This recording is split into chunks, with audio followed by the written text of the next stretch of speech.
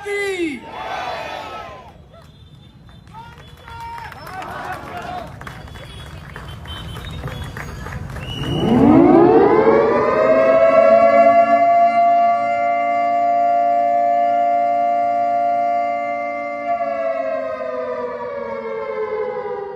अब दिल थाम के देखिए, शुरू होने जा रहा है ऑपरेशन सिंदूर, दुनिया के सबसे बड़ा ऑपरेशन सिंदूर।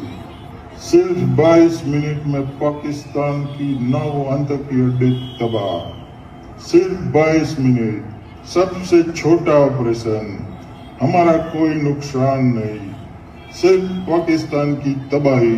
ऑपरेशन सिंदूर।